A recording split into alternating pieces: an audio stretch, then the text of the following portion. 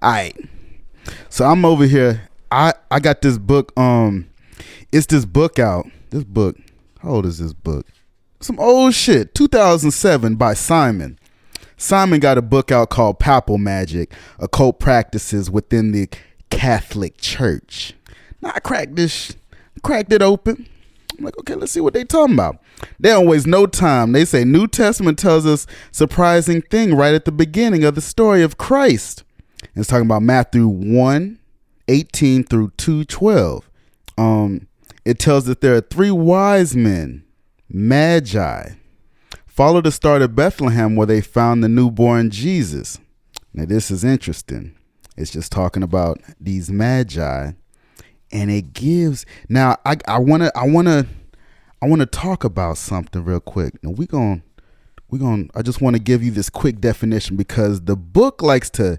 There's a King James version and there's New Living. We're gonna hit them both. I'm gonna hit them both, and you're gonna see the difference. Okay, so look, they got something in here talking about astronomers, like all scientists, do not deal with meaning but in phenomena. Astrology, like other occult sciences, is an attempt to assign meaning to phenomena. Saying that science shit don't mean shit. Got a whole thing of science that's meaningless. But I digress.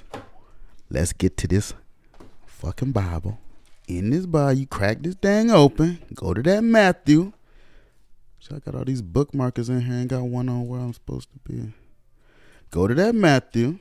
First thing it's talking about is the Magi's visit. Chapter 2, the Magi's visit. This King James version. It's with that Apocrypha. I got that thing with that Apocrypha. Okay, but if you come over here to this the Living Bible, whatever that might mean, I guess it's living, it's changing, it's growing.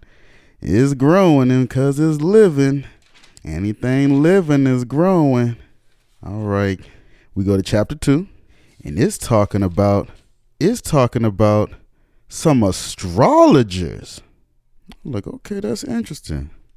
It's talking about some astrologers. They said wise men in the King James. They said astrologers in the New Living.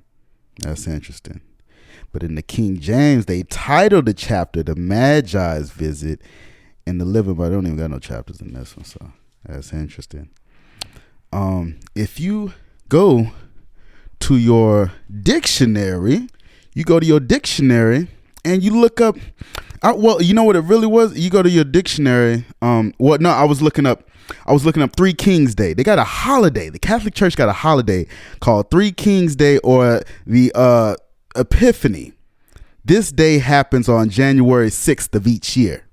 Now, if you look up the definition of Epiphany in your Merriam-Webster dictionary, you get January 6th observed as a church festival in commemoration of the coming of the Magi as the first manifestation of Christ to the Gentiles, or in the Eastern Church in commemoration of the baptism of Christ.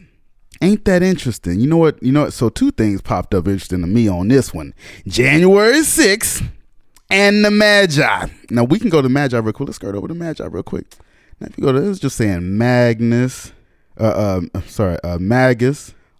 mage, Magi, magician, sorcerer, a member of hereditary priestly class among the ancient Medes and Persians, or magician and sorcerer.